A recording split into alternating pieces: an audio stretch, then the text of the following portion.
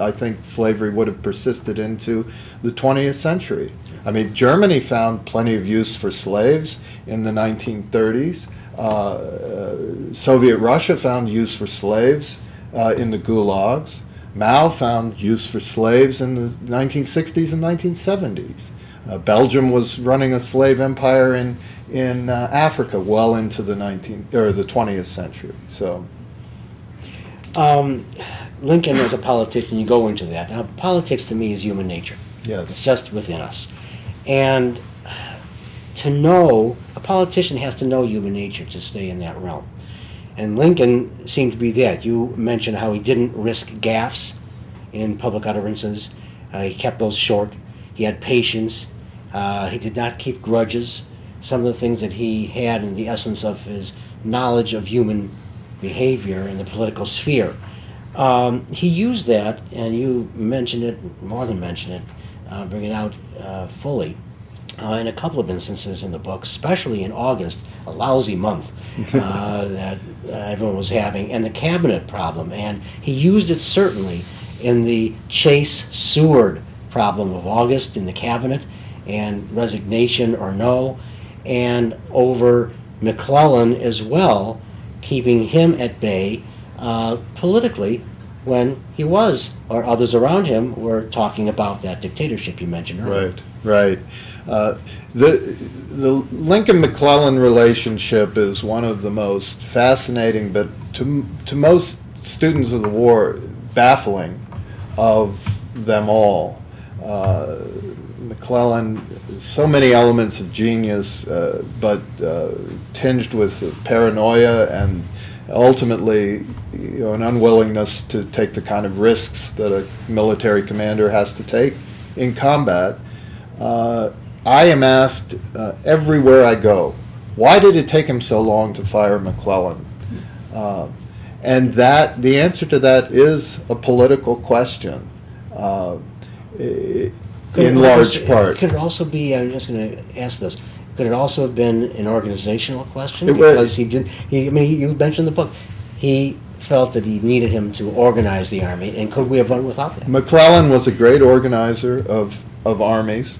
The second very relevant point is that this army was being created out of nothing.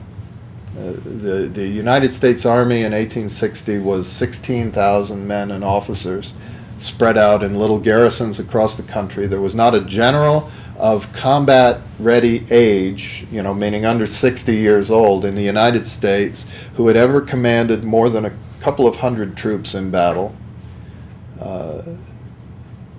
These men that we now look at as great military commanders, the Grants, the Shermans, the Sheridans, their military experience, to the extent they had it, was as lieutenants in the Mexican War, where they were perhaps commanding 10 or 15 troops. Grant, in late 1861, says in a letter, "I don't think there are many men on this continent competent to command 1,000 troops. And I'm sure I'm not one of them." Within 3 months of that, he's in command of 17,000 men. In the river campaign, by April, it's 45,000 men. By the end of the year, it's 100,000 men under his command. The speed with which these men had to learn their jobs was astonishing. And if you look at McClellan at the time he was promoted, he looked like he might be one of those that could do it, that pull it off, that learning curve. And it was only at the top, the extent of the learning curve, that his weaknesses were revealed. And at that point, though, he was a hero of the Democratic North. He was their poster boy. And the thing that we so often forget about Lincoln, he's generally graded, #1 president today, but no president has ever been elected with a smaller proportion of the popular vote. So as Lincoln said, when people would come to him in that year and say, "Why don't you fire McClellan?" he'd say, "He's a majority general, I'm a minority president." When did he ultimately fire McClellan? The day after he survived the 1862 election, when he had become, in a sense, a majority president finally. a question came in, not signed, so we can't say thank you to someone, but a quick one here. George Pickett was appointed to West Point by Illinois Congressman John T. Stewart, a friend of, a law partner of Lincoln, of course, Yep. and Pickett's uncle, was the friend of Pickett's uncle. Was Lincoln acquainted with him through the law offices? Did he ever mention his early association later on during his presidency, during the Civil War, with George Pickett? Yeah, I'm unaware of any acquaintance, although Lincoln seems to have known everyone. Certainly everyone, west of the, Monongahela River, in his political base. It was his rise to the presidency was no accident. He worked very hard at it. So it would surprise me, given those connections, if Lincoln didn't at least know of Pickett. A point that leads me to, though, is that nobody understood better than Abraham Lincoln that this was a war of brothers. In 1862, two of Mary Todd's half-brothers, but she'd grown up with them, were killed in battle wearing the Confederate uniform. So Lincoln has his in-laws dying on the other side of the war. And Catherine Helm coming in? That's right. So there are so many good characters in your book, and we haven't really touched many of them. Let's at least touch one or two kind of quickly. Sure. There was a great story that Lincoln used by a man named Blondin, who was a tightrope walker. How did he use this character? This is one of my favorite moments in the book. He's in one of these frequent meetings with very earnest, very moral delegation. I think this one may have been from Chicago, actually, begging him to take the fatal step against slavery. And it's in August, which you mentioned is the terrible month for him and for the Union. Nicolay and Hay say it was his worst period, most difficult period emotionally. And they make their pitch, and he's silent for a moment. And then he suddenly, seemingly out of the blue, says, "Do you remember the tightrope walker Blondin?" And they sort of fumbled, but of course they remembered him, because a couple of years earlier, this French daredevil had strung a rope across Niagara Falls and gone back and forth across. It was a huge sensation. And he said, imagine if all of the country's history, its wealth, its future, all the dreams for America could be concentrated into a package and put on his back to carry across that terrible, thundering cataract. Would you stand on the other shore and yell at him, "Blondin, take a step to the right, take a step to the left"? Or would you just be quiet and pray for him to get to the other side?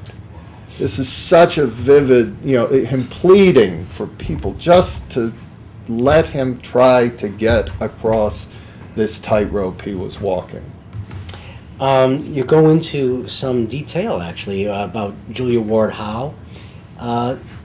Give us speak quickly on the impact of her poem, The Battle Hymn of the Republic, Yes. on the troops and generally on the nation, for that matter. Yes, well, the 1862 is the year that we get the Battle Hymn of the Republic. Among other things, it was on the front of the Atlantic monthly magazine for February 1862.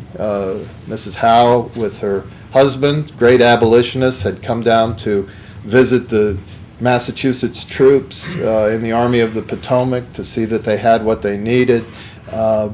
And while she was there, she heard troops marching and singing to that same tune, marching song, "John Brown's body lies moldering in the grave, but his soul goes marching on." She took that rhythm and wrote this powerful, militaristic, millennial poem about God tramping out the vintage, or the grapes of wrath are stored. It really created this idea, in literary form, of the Union Army as the hand of God, the weapon of God, to expunge the sin of slavery. As Jesus died to make men holy, let us die to make them free. And God is marching on.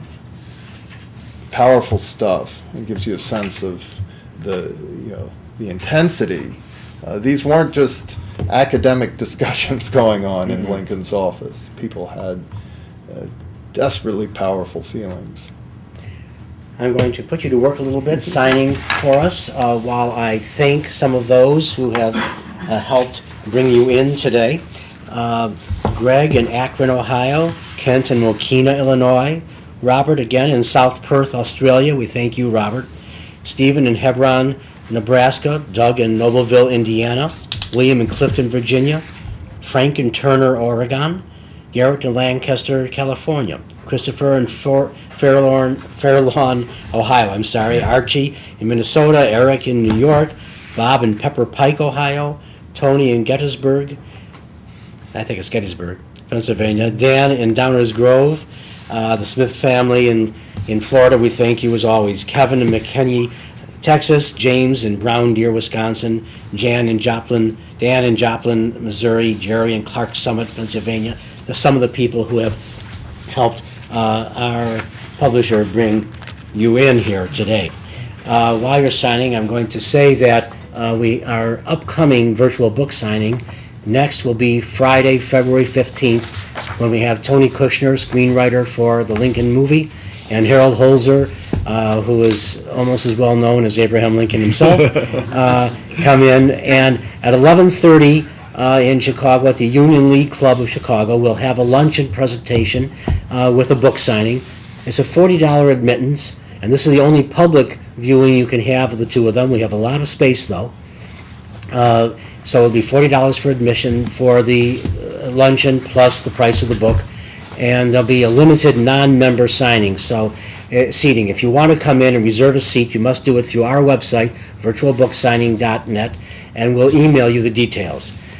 At 4 o'clock, we also have a public event, but through the web.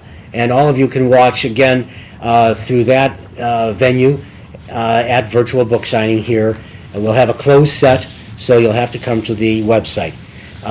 It's going to be $30 for the cloth screenplay, $15.95 for the paperback edition, which we also have. And Harold Holzer's book is also related to the movie, Lincoln, How Abraham Lincoln Ended Slavery in America, and that is for a younger audience. So if you have kids in middle school especially, I think, maybe a bit above, certainly a bit below, you could read to them. It's a good illustrated book, and I think that you'd enjoy Harold's book and pass the movie's ideas on to the younger generation. We really haven't gotten to numbers of things that I would like to have gotten to today. Just briefly tell us, first of all, very briefly because we're almost done. Right. You use the underexplored correspondence with envoys between Seward and the foreign envoys, and those you say have not really been used to their fullest. How do you use that for this book? I find it was obviously a big controversy in the cabinet how much time Lincoln spent with Seward, and what we see when we go and look at the messages that Seward was sending to the diplomats, working to keep Europe out of the war, is what they were doing. They were talking about this vitally important issue, in many ways the most important issue in early 1862. How do we avoid European intervention? And you can see so much about Lincoln's strategic thinking, about his persuasive view, about his view of how things were going at any given moment, by seeing where Seward says, the president instructs me to say this, the president advises that, and so forth. Did you, very briefly, did you like the movie? And secondly, did you like how Lincoln and Seward were together in there? I do. I really admire the movie. I thought it was impossible to bring Lincoln the real Lincoln to life, and I think this is very close. It's not a perfect movie. The role of African Americans themselves in creating emancipation and ending slavery is unfortunately not told in that story. But both the Seward character is wonderful, and the portrayal of Lincoln is astonishing. Yes, masterful. We didn't really get to Lincoln leading troops into battle, such as in Norfolk. I mean, that's a good reason to buy this book, I think, by itself. Also, some of the characters. Rebecca Pomeroy comes in again. We had her in a VBS a couple of weeks ago. She came up. And also James Gordon Bennett, the publisher of the New York Herald. We didn't talk about him, and that's an important relationship that he had with the government and Lincoln. We didn't talk as much about the loneliness of Lincoln at that top, and how Lincoln was a politician, especially in that cabinet Chase Seward problem that he had. That's all in the book and told very well, David, and we appreciate your coming here and being with us. I think this was an interesting time. Pleasure. We appreciate all of you being here as well. Thank you. And of course you on our virtual book signing broadcast.